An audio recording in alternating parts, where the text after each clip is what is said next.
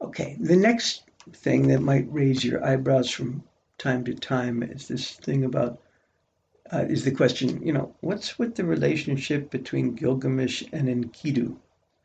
Because these guys are like the macho of machos, but the relationship might feel a little homoerotic to you. And I noticed that too, that whole thing about I will feel the love for him as you will love him, as you will be drawn to him as to a woman. That phrase keeps coming back, right? Gilgamesh's mother says it to him. And that he reclines on a couch at my left hand, and they take each other by the hand, and things like that, right? So there's this quasi, and it might feel to you kind of queasy little romantic thing. And I say that not because of I want to encourage homophobia, but because in this kind of story, that's kind of weird. It doesn't feel like this is a culture in which sexual diversity is welcomed. Okay, it seems like macho men who take the women, and Gilgamesh is always taking women, and Enkidu, lies with the harlot, and so they're supposed to be hairy-chested, masculine, virile, hetero guys, but then their only real relationship is with each other. They are each other's soulmate in a way that you don't get a sense a woman could be. And I think this is a function of a warrior saga. I think this is the kind of thing you see other versions of it.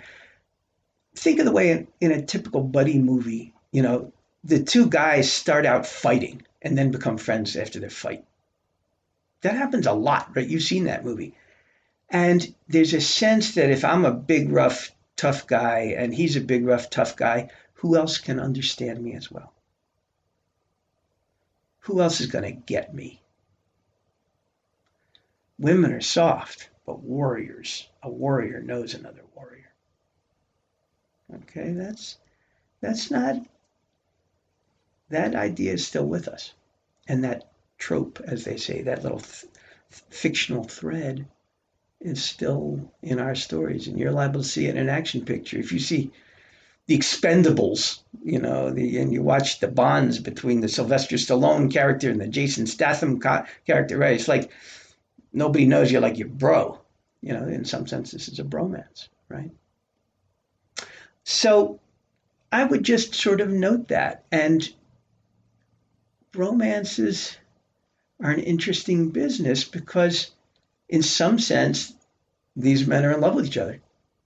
But they're big, rough, tough, straight guys, so they can't be in love with each other. So they insult each other and they punch each other and they call each other names and they swear and spit and they do very masculine things around each other.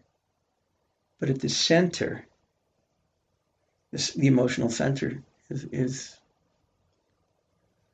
love. Okay, I think this is one of those stories.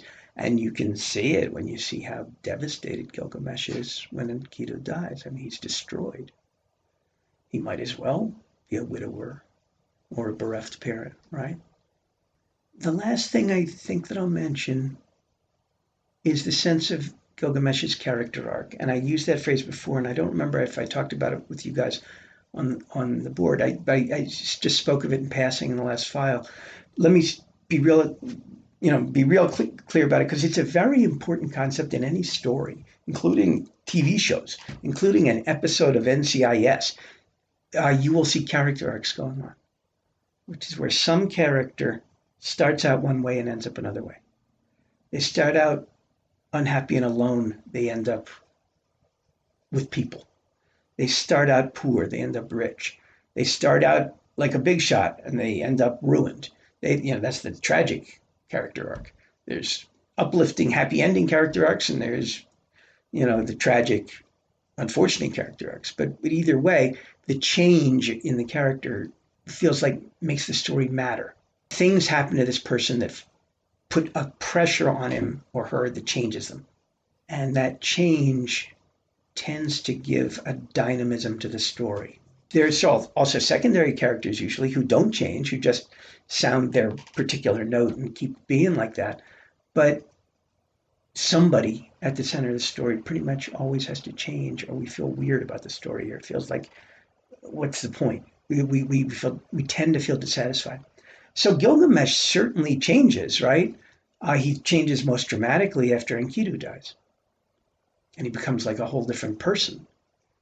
And he looks different, right? Gaunt of cheek, in the eyes of one who has made a long journey, right? Those phrases keeping repeated.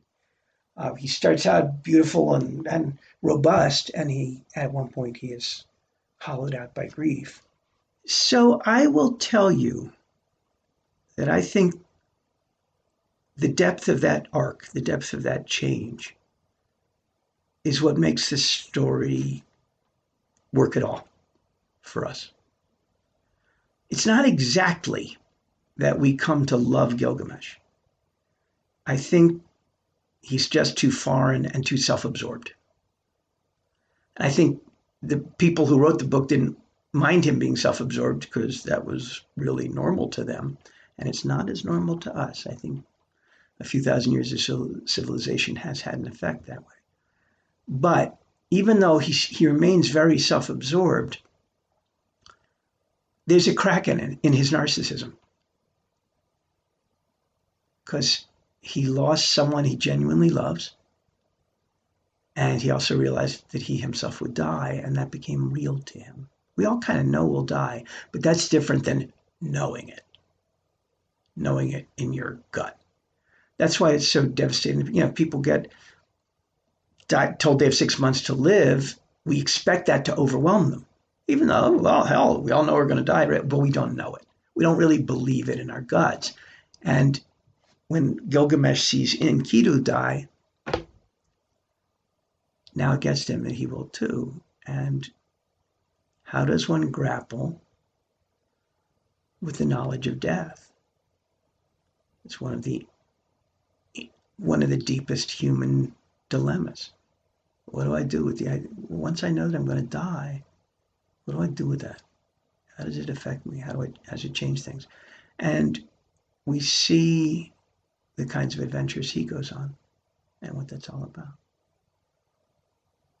All right, I think that's enough for me to lay on you. This is all just sort of to help you read, not to replace your reading. So I'm going to stop now.